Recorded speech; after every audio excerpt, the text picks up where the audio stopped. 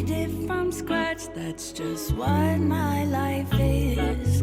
Picking my face and counting my chins. How is nobody know that? So what was it that you sent me in the message? Remember the message you said you had some things that you wanted to touch on? That was one of them. Those were a couple of them, actually. And yeah, like just letting people know, like, that, you know, it can be lonely, and that's normal, and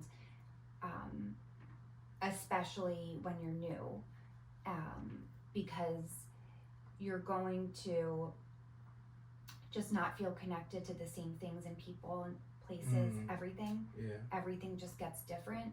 The foods you like, the things you drink, like, you know, like the people, the places, like relationships, everything's just different. Like you're seeing clearly, and it can be really lonely. And the positive aspect of that is that you eventually, I believe you do eventually get to a place where you like prefer to be by yourself, like you enjoy your own company, you are your own best friend, versus like trying to fill that, you know. And that's part of like the connecting to your inner child, your inner teen, and just building your self-love. Like you just become okay. Like before my journey, like I was a very codependent person, I feel like. And codependent's a word that I would love to like just do talk about that in depth, because people don't really know what that means. It wasn't like I was just like so needy and like needed someone to like take care of me. It was just like I didn't like being alone, and I needed to be like I always wanted to be on the phone with someone, or like having plans with someone. Like just sitting still and being with myself was like a very uncomfortable experience, you know.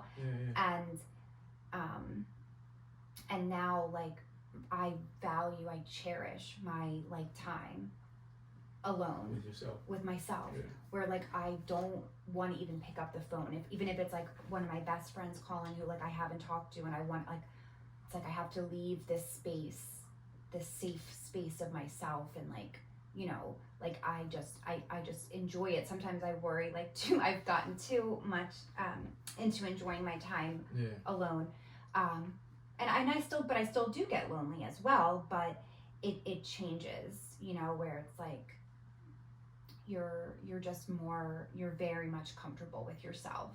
Yeah, it makes sense. As you're, you know, like pouring into yourself and becoming whole and filling yourself up, you don't need that outside, whatever it was that you were looking for outside to fill you up anymore, because you have it. And that makes sense too, because there's a void when you talk about trauma, you know. There's definitely a void. I realized that I don't know recently, but at some point you just realize that there's a void, and you're gonna look to fill it with something. You know, like something is gonna fill that void. So you should probably choose what it is. And if you don't choose what it is, it's just going to be whatever. And most times it's going to be something negative, and it's going to be unintentionally, you know, inadvertently, accidentally.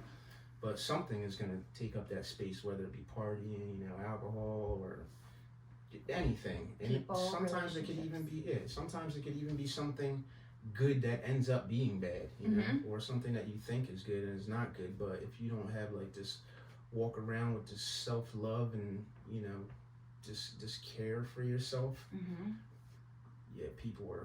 people and things are gonna come, and they're gonna fill that up for sure.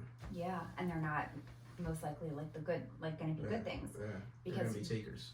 Yes, you have to be full yourself, you know, and that was something that I can say for sure, like I connected to before I started my journey. Like I really think that I had like a fairy tale belief of like somebody's gonna come on like their horse and ride up in the night and save me and bring me to the castle, and like a movie shit. Because I never saw real love. I never saw like happy, like normal, like healthy love. So I think I really just went off of the movies and stuff, and so I had this like false belief, and I think that that was definitely me. And now I feel like it's quite the opposite, you know, where like,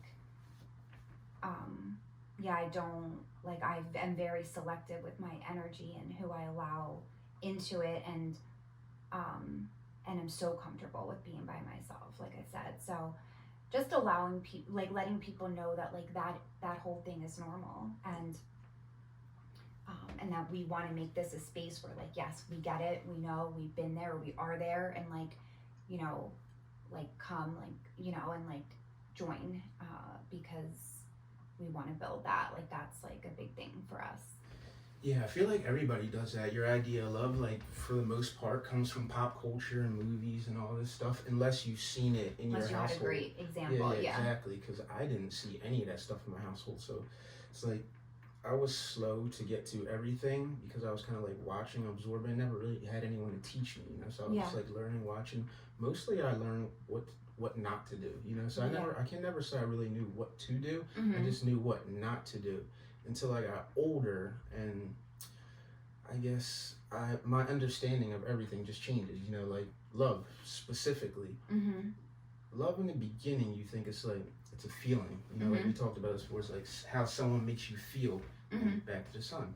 Once you have a kid, you're like, that's not love. You know, that's not love. The way someone makes you feel, that's not love. That's, I don't even know what you would call that. Or that's like that's your understanding of love at the time. So maybe even in that point, that could be some version of love because everything's on a spectrum. You know, there's a scale for everything.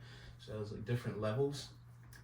So, you know, some 16-year-old love, maybe that's a thing. But like having a family and being, you know, like a grown man, that sort of love, giving that to your family, that's not going to work. You know, it just doesn't work like that. This love is like, you know, selfless giving. Yes. And, you know, hopefully that gets reciprocated. But it's like if someone were to ask you what you love about your wife, if someone were to ask me what I love about my wife, I would have things that were outside of just the way she looks or the way she makes me feel or what she can do for me or the family or anything like that. It would be something totally different now than what it would be maybe even when I first met her. It probably would have been a bunch of shit like, oh, she can cook, you know. I don't even want to say that, but you know, like she can cook, she's pretty, she works out with me, like a whole bunch of dumb shit. It's like, that's what you love about her? It's not love, but you know. No. You just had no understanding of what it is. And you know, the movies, they don't help, you know, because that's not love at all. Whatever you see in the movies, I don't think it's ever been portrayed accurately. No. And even if it has come close, that's still someone's idea of it. You know, that's someone else's, some Hollywood producer's perception of what they think love is. And who knows, that person that created that might be some traumatized person. So, you know, where we get our idea of love from is all wrong. Like you literally have to experience it and go out there and feel it and, you know, absorb what it is. Yeah, absolutely. If you don't have that at home, you know, I didn't have that at home, so you know, I know you didn't have that at home either. It's like I didn't see even marriage. You know, I didn't know. I waited a long time to get married because I didn't see marriage. Like it meant nothing to me. When everyone's asking me, "Hey, don't you want to get married?" I'm like, "Why? I don't even know what that is. It's just a word." You know, it literally meant nothing until I experienced it, and you know, you realize. Well, what made you eventually? Because I know you guys did like wait a while. Like what changed? Like what from that? Like why? Like I don't even get it. To what made you like feel like that was a choice you wanted to make? It was the sun on the way and the time, and I would say even in that I realized it was love because it's not like she put pressure on me or anything like that. But it had been like a decade, you know. So like how long can you make someone wait? And you know, that has a lot to do with it. So, like just the fact that she allowed me to grow to a space where I could be comfortable with it was, you know, that's love, you know. That's love, you know, giving me that and giving you the space to grow and to develop yourself and understand yourself. That's huge. Yeah, absolutely. Most people are not doing it. No one's hanging around, you know, a decade for someone to come. Shit. So I guess I always say so, I guess, but I know that's probably why I lean harder into these things. Not like I feel like I need to play catch up, but just have a better understanding of everything. Yeah. You know, because I slow played it for so long. Yeah. But that was the right thing for you, and you were, you know, blessed to have a partner who like gave you that space, and that she wasn't worried about the labels or like it has to be this timeline, which is all such crap, and like it doesn't mean anything, you know what I mean? And you guys had what you had, and she allowed you your time. So I think that's really beautiful. Yeah, I'm super appreciative of that. You know, like looking back on it, even in the time, you don't realize that, you know, what you're taking from someone because you're just in it. You know, I was still selfish. Yeah, you're in your ego. I'm sure. At all times. that. Yeah. Not realizing because she's taking a gamble. You know, 'cause in the end of that 10 years, I could have been like, nah, I'm Never good. mind. I don't think I can. Yeah. 10 years of her life was like, that ain't right. You know. But the fact that you even think about that is huge. You know that, right? Like, because some a lot of dudes do not think about that.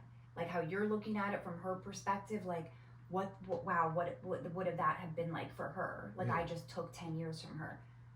Like, people in their ego and like people that are still stuck in the matrix and into themselves, they do not think about that at all. I guarantee you. They're just like, this isn't working for me, or I'm scared, or I'm not ready, or this fear, all fear-based, and they don't give two fucks shits that they just wasted 2 years, 3 years, 5 years. They don't care. Yeah. They're out. Yeah. Or they're not doing it. That's terrible. Cause then again, it's like, you know, I don't want that story. I can't have that story. I can't be a story I tell my son, you know. Yeah. Or anyone that's looking at me or up to me. That's not me. You know? And hopefully, I mean, you said there's a lot of people out there like that, you know, so it's happening, but you know, it'd be nice if it wasn't. Yeah, if that could change, you know, and no, like that's like another thing that like I think is so good for you in doing this like male female thing. Like people can really see an example of that. Like I don't think you know, like that's huge that you even think those thoughts, and that is your growth, that's your journey. You know. Yeah, definitely. Yeah, that's definitely part of healing. You're right. Again, you know, you hit on some things you don't realize it. Like as you heal yourself and become more whole, you're able to think more about other people. So you're not just all in yourself, worry about yourself, trying to fill voids with shit that make you feel good. You're right. Yeah. So you don't need that. So yeah, you have the opportunity to look, you know, towards other people and say, like, you know, how can I help this person, or what can I do for this person, especially a person that's giving you something, giving you so much. Exactly. And like helping you grow and giving you space and whatever else it is that you needed throughout that time. Yeah that's definitely the work. I would say the work is helpful in that. You know, that evolution, that process.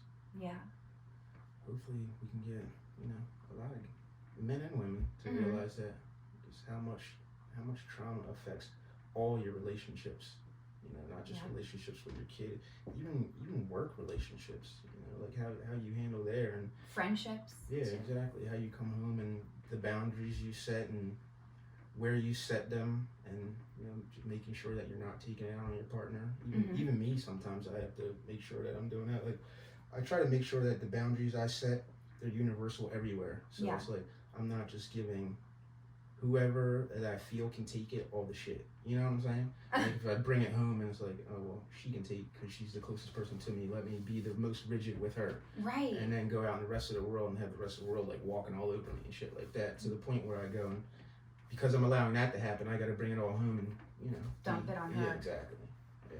So you're aware of that. Oh yeah, for sure. Yeah. Good. Yeah, absolutely. That's really good. Nobody wants that. No.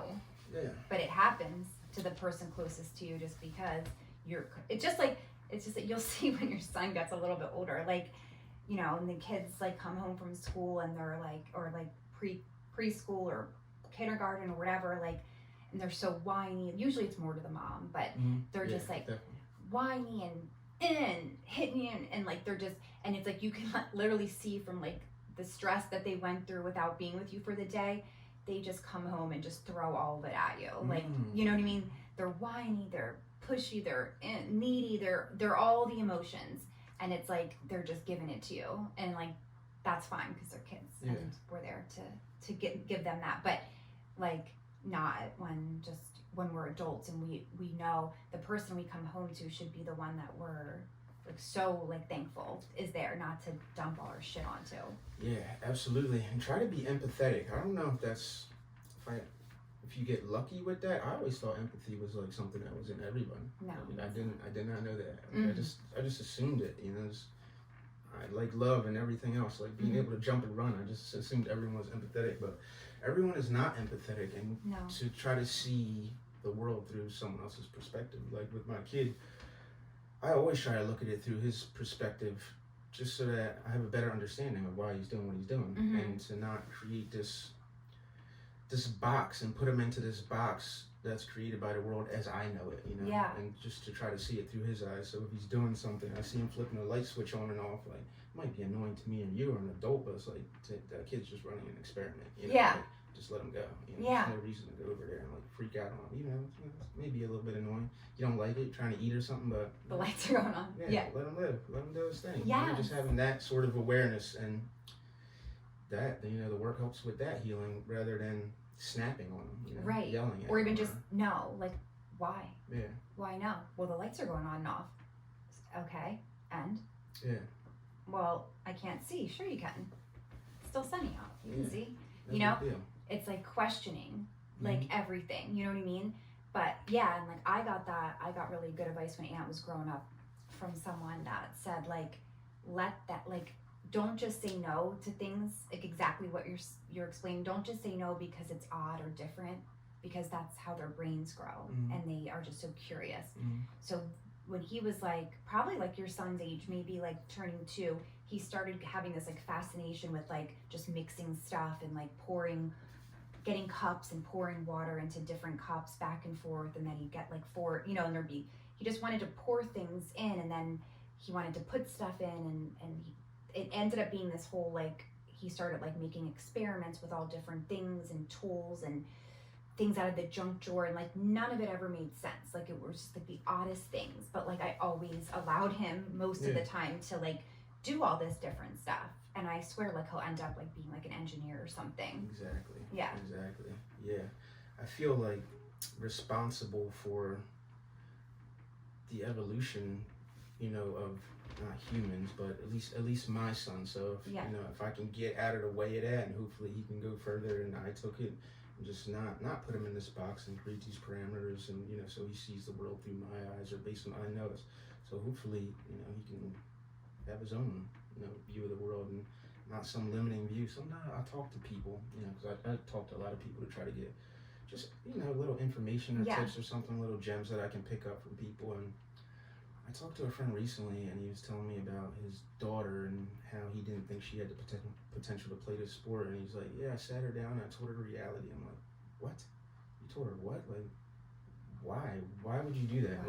Why would you tell someone of what your reality of the world for them and put that on them? Like, that's, I would never even think to do something like that. You know, I would tell a person, you know, if you work hard or anything's achievable, or if you can see it, it can happen. Like, you know, you're a man, you're a woman. If a man or a woman has done it before you, or even if they haven't done it before you, it can still be done. Yeah. I would never put my worldview or my beliefs into the kid.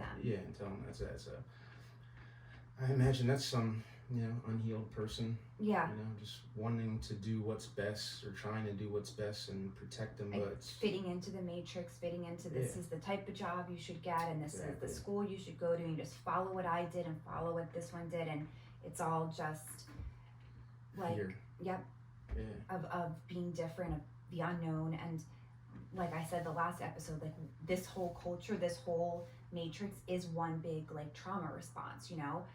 People so dysregulated, so unhealed. So like when the few people that are going this other direction, or if you saw that, like there's like this meme where it shows like herds of people going this way, and then there's like 5 people trickled down the other path. It's like those other people, you're being different, but you're going away from all of that negative.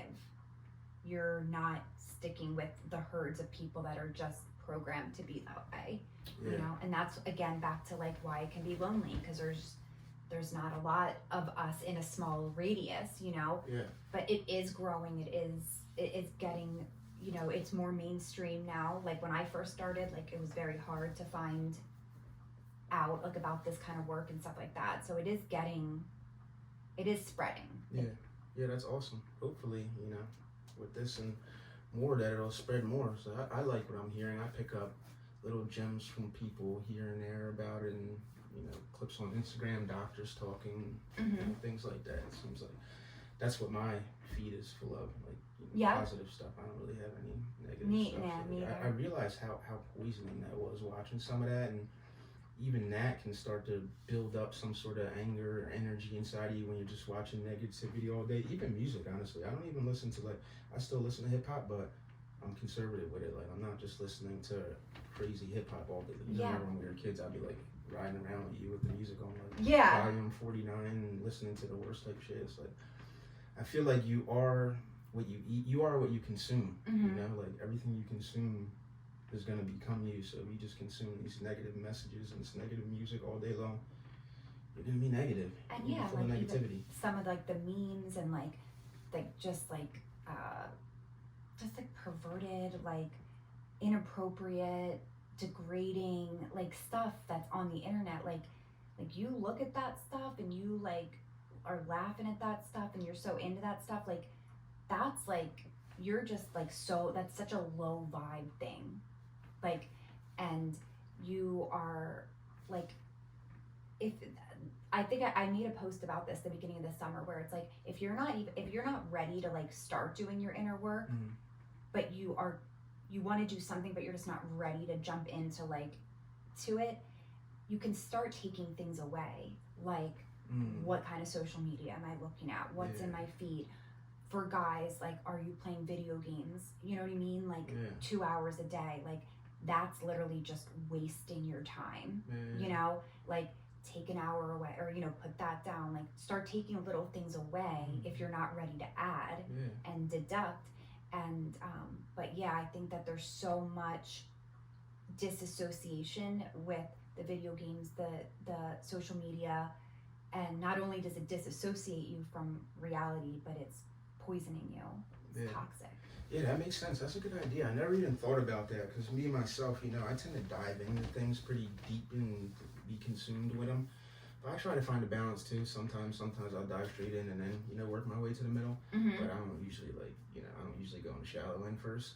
But taking away, I could see how that could be helpful, so it doesn't feel like this big heavy thing that you're taking on. Just start removing some of the negative, and then once you get a bunch of negative out of your life, then maybe start adding some positive, rather than just or just taking it, dipping your toe in, and with my work, if that is how kind of everything is, it's not so fast and heavy. It's you it's a slower paced kind of program where you're not just overwhelmed. I don't think I haven't heard that it was. It's slow and it's gradual, but yeah. And I think another thing I mentioned in that TikTok that I made was the taking away could even be noticing who you feel your energy is affected when you're around. Do you have a best friend or a sister or a parent, or you know what I mean, where you are filled with anxiety when you're around them, or you go into fight or flight, or you just feel things are off, or you just you're kind of panicky or jumpy, or is that person not healing? Are they not healthy? Are they are they dumping on you? Do they just have all this drama and they're just constantly giving notice your relationships? And if there are people like that in your life, one thing you can take away is just start making a little space between that relationship, so you're not so immersed in it, you know? Yeah, absolutely. I get that. I love that. Try to make sure there's a balance, in the people that you have around you.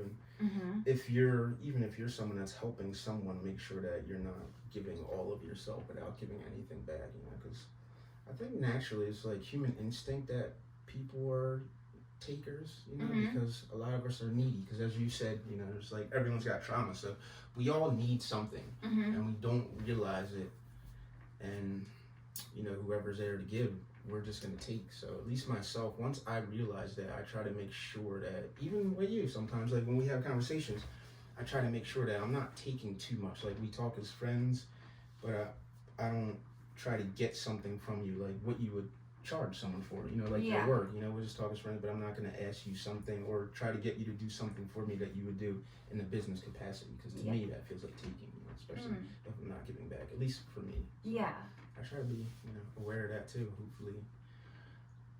Hopefully when people start doing the work and working their way towards it, they'll see those patterns. You'll be able to recognize those people. Feel into what feels right. Yeah, you know what I mean? That's what I always say. It's like, well, what feels right, or notice when it feels right. To do these things, and like you really start to get into that felt sense in your body that like this doesn't feel right, and it could be someone that's been in your life your whole life. Yeah. That you start doing the work and you're like it just. Yeah. Just happens. Yeah.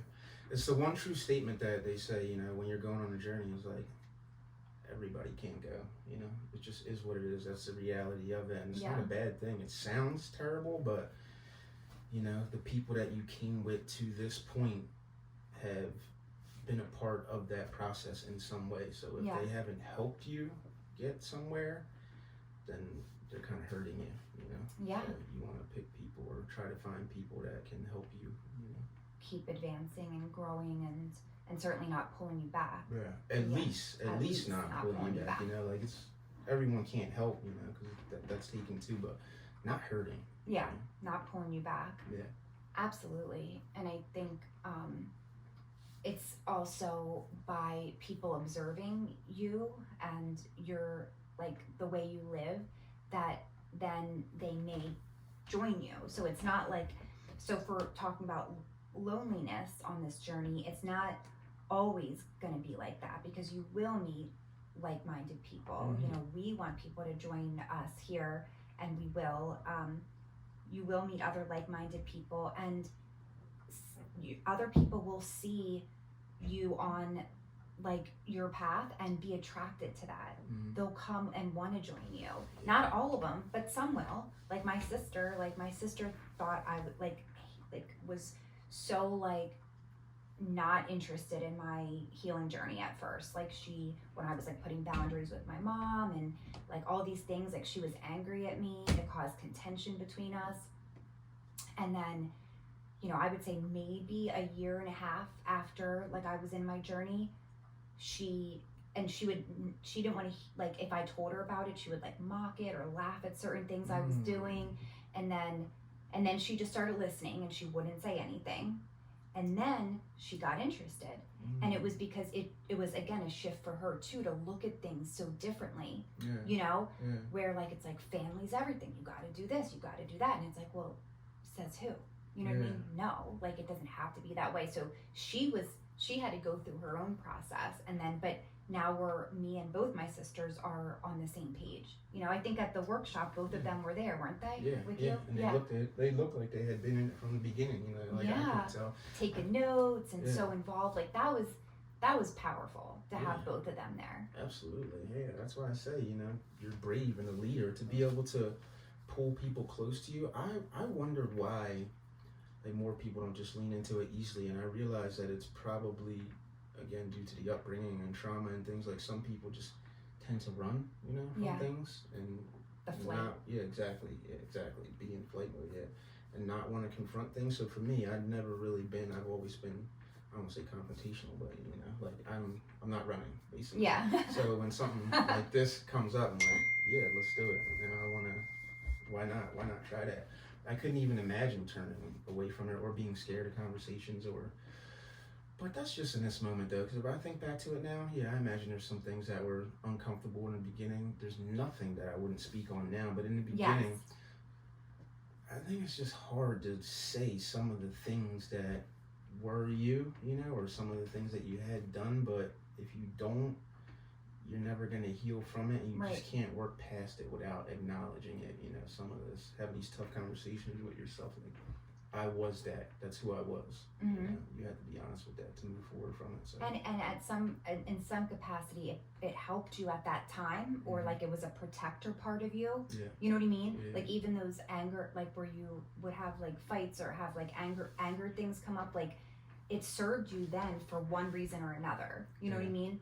But it doesn't serve you now. So I ever want to like shame those bad parts. Like we welcome them, but they can step back now. They don't need to be there anymore. You know what I mean? Yeah. We don't need that protection anymore. Like, we're safe now, you know? Yeah, I love that. Yeah. We can be vulnerable. Yeah. Yeah, absolutely.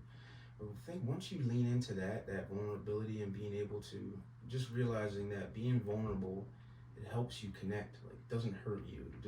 You can't really connect without it, without like letting your guard down, letting your walls down, letting someone help heal you. You know, you build that connection with someone, and you know that's how you like build love with someone, honestly, because you can love someone in the beginning, but as you start doing the work and just working on it, you strengthen that by being vulnerable.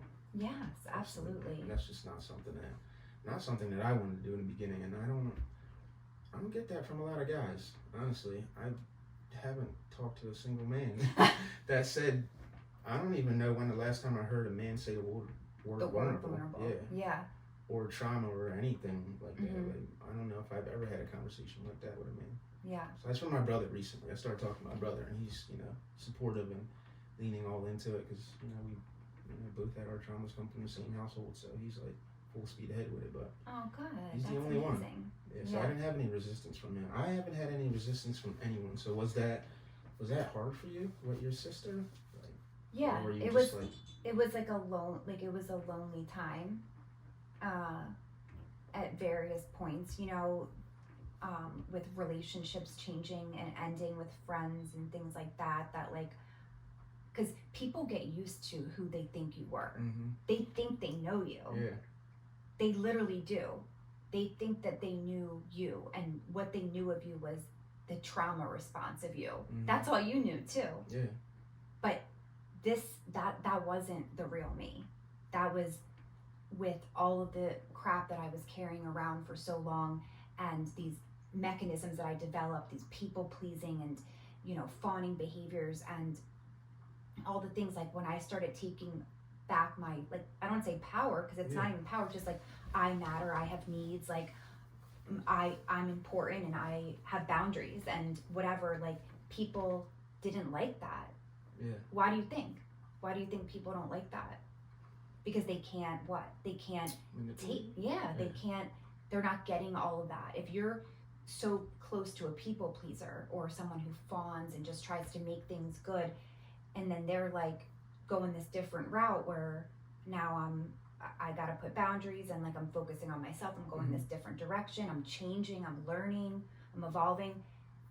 That person isn't receiving all that people pleasing like stuff that, you know what I mean? Yeah. So it's like they're like who the hell do you think you are? You're like, acting brand new. Yeah. Yeah, that's conditional. That's conditional, obviously. Those are the people that you don't want. But credit to your sister and your other sister for coming around on that. You know, like, obviously, if someone does a 180 right there in front of you, and you've just never seen them be that person consistently for the last 30 years or so, and they switch up, of course, initially it's going to be alarming to anyone. But for them to come back around and show that they love you. Oh, yeah. You know, and be receptive, and then to even come along with you for the ride. It's one thing just to be like, okay, we support you, go do that, we're here for you, cheerleading, but to jump in, because, like, you know, what more can you ask for? I mean, my younger sister, she'll like share all about my work. Danielle like does events with me, you know what I mean, where like I'll speak and she'll be down like talking to people and sharing all about the healing fawn and what we do. And yeah, I think that's like one of the things where like you're like, do you ever sit back and feel like proud or like whatever? Yeah. Like, I guess I never really talked specifically about how powerful that is, that they all like really respect what I do and embraced it in that way. And my little sister, she never was rejecting towards it. She just was a little skeptical of the whole thing at first until she, you know, just like anybody would, they're understanding.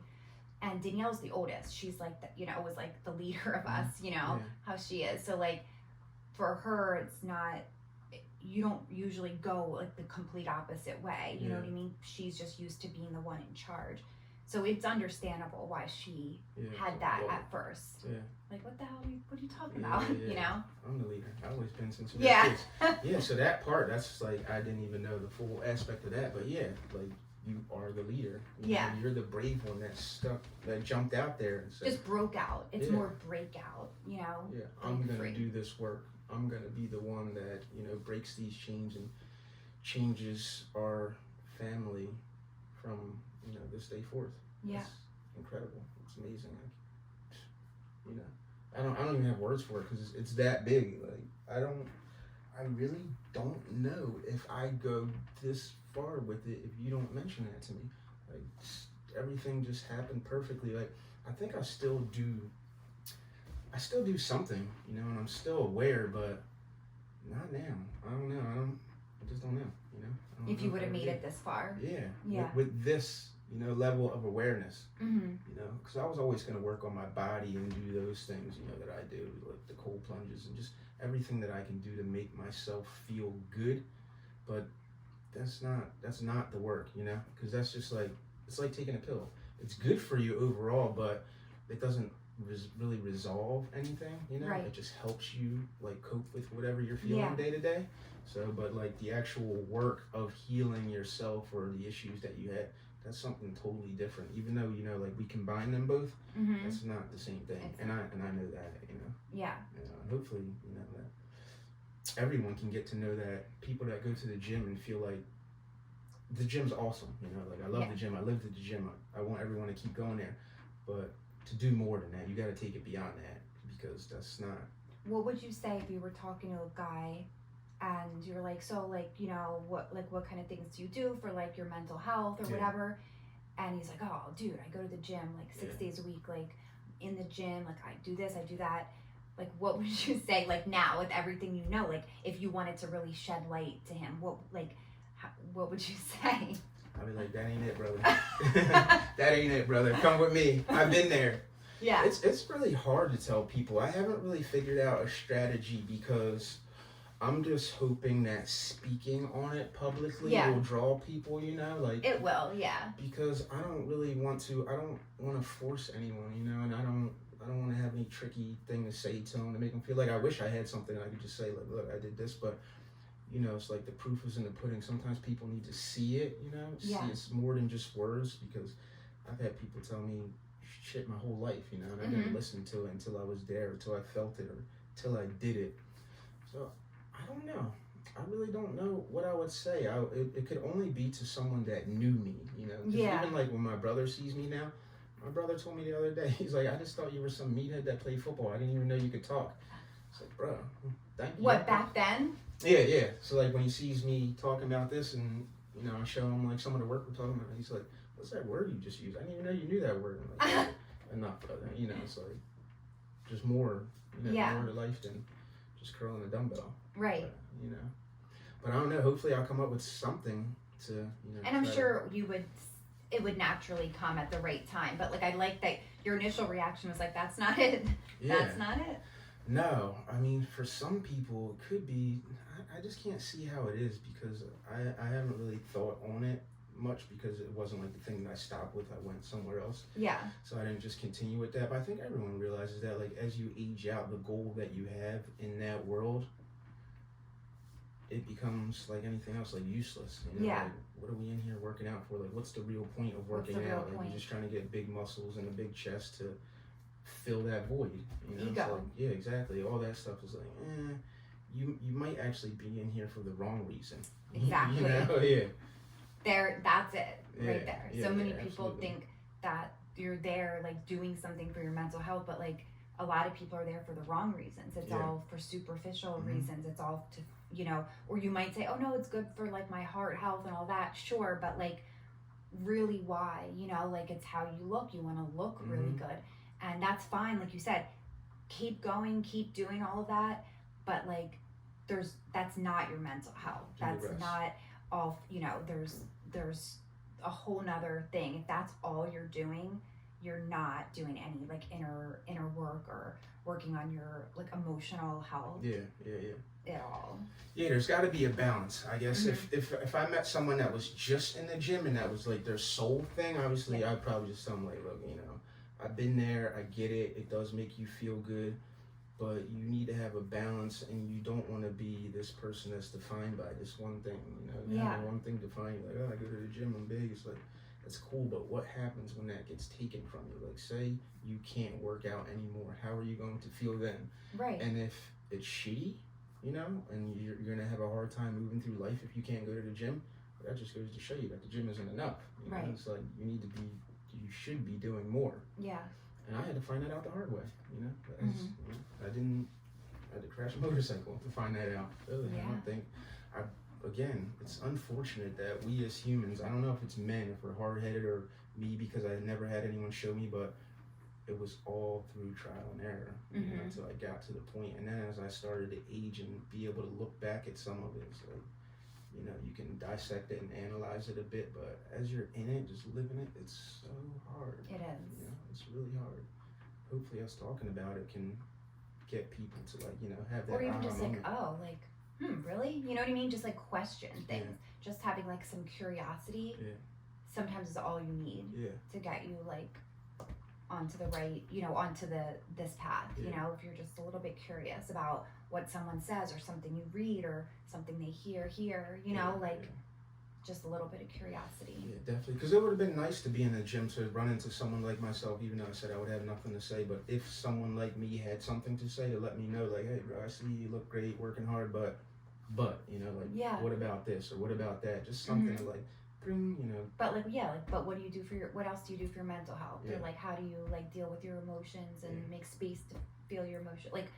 But that's crazy to say, like a guy would say that, but like that's crazy a guy would say that. Like that's it. That's the whole point. You know what I mean? Like, have these difficult conversations, because a guy that looks like you, that does the same things as you, but is questioning this whole part of your life that you don't even know about, like that's something, I feel like. I think I would ask them if I really wanted to get them to come this way or to work, get to know the work. I would ask them why. I would ask them why they're working out. Like, yes. Do you know why? Like, why are you doing this? What is your point? Or like, what's the purpose? Where's it going? Is there an end game? And then after they told me all that, I would, let them know that there's something else that you can do that feels as good, that never ends. Yeah. Like you can do the work that we do, the healing and, resolving traumas. And that's lifelong. You don't got to worry about your body failing. You don't got to worry about your muscles tearing, and that work is as attractive as the physical. Like, women are probably going to be more attracted to someone that's balanced and emotionally healthy, mentally strong, and just a well-rounded guy than some, what my brother thought, meathead, big strong dude. But with like the hothead temper, raging, freaking out, scary dude. Yeah, you're probably actually hurting yourself when you think about it. Like, you're just big and strong and unregulated. Am I talking about myself? When I talk about me, was that me? Was I big and strong and unregulated? Yeah. I may have been, but thankfully I was not I never had a problem with people, like obviously people in the world, so you have interactions and stuff with them, but I didn't feel anger towards people. It's always again towards me. Well, like I've had situations where I was like angry with them, but you know what I mean? Like I'm not like we talked about road rage earlier, like I don't have that, whatever that is, I don't feel that, like I don't have I'm on the complete opposite spectrum. Yeah. Like I never punched a human being in my life. You didn't? Yeah, no, I never punched anyone. Stop. No, seriously. What about... Well, like my brother and stuff like that, but I've never gotten to... What about the big thing that happens? Yeah, but I don't think I punched anyone. That was just like a push, and then I thought that was a push. Yeah, no. I just pushed that person. Oh, yeah, and then everything else happened after that? Yeah, it was just a out of control, chaotic situation. But no, I never hurt anyone. I'm so thankful for that too, honestly. I would never have thought that. Oh yeah, no. I've been punched in the face before too. I never hit anyone back because I'm too big to be, like at the time at least, it's always going to look bad for me. I'm always going to be the aggressor. And on top of it, I'm angry already, So like if you hit me, I'm going to destroy you, or at least I'm going to want to, not like, excuse me, I'm not like this big tough guy, but right. Yeah, I've been punched in the face at a How many times? Just one time. One of this time we got into like a little situation at a bar, and some guy just come over the top, punched me, caught me right in the face.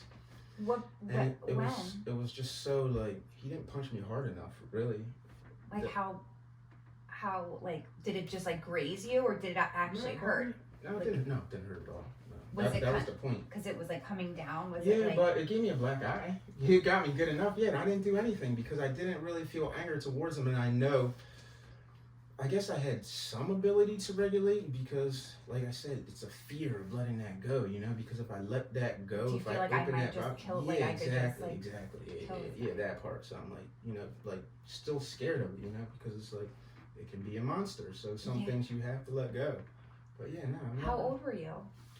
20 something. I was in my 20s. Yeah, it was like bar time, around the time when I'm like, I can't 205 believe pounds. that. Yeah, I've never. Yeah. I So am I so don't. impressed Yeah, with I that. don't have that thing towards people. I know it sounds crazy. Like I have interactions obviously with people because I confront situations, so it can seem like that, and the way I speak, I'm pretty direct. But no, I don't feel anything towards people. Luckily, it was just always within me. So if I'm angry, it's like I can't say that to someone. Yeah, I'm angry at myself. That's why this looks like that, and I don't even know that at the time. But I'm never mad at anybody.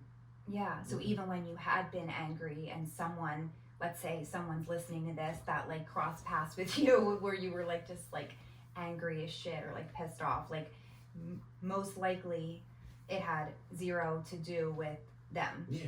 Oh yeah. It was like you were angry with yourself. I don't know why I was angry with myself, but I was angry with myself.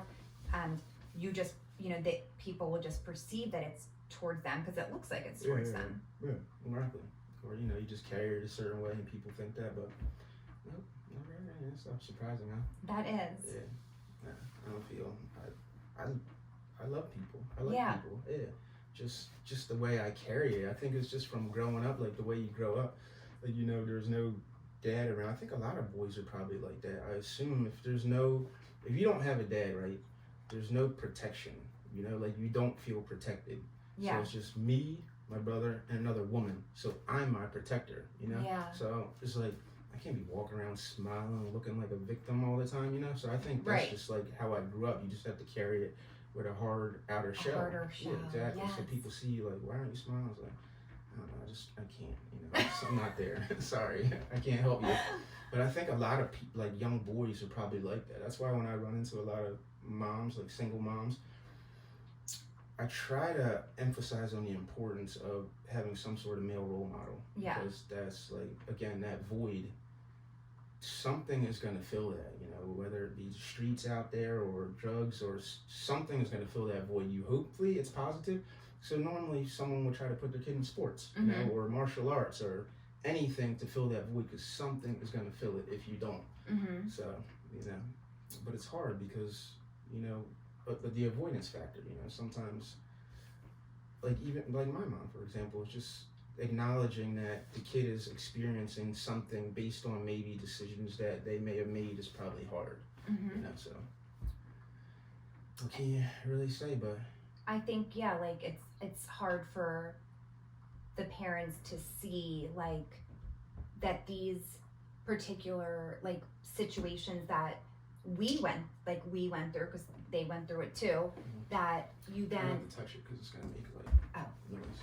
And then like it's hard for them to like, I don't know, like remember it or recognize it, and like I think they just try to like push past it and they don't want to remember it, so they kind of think you're not going to remember it.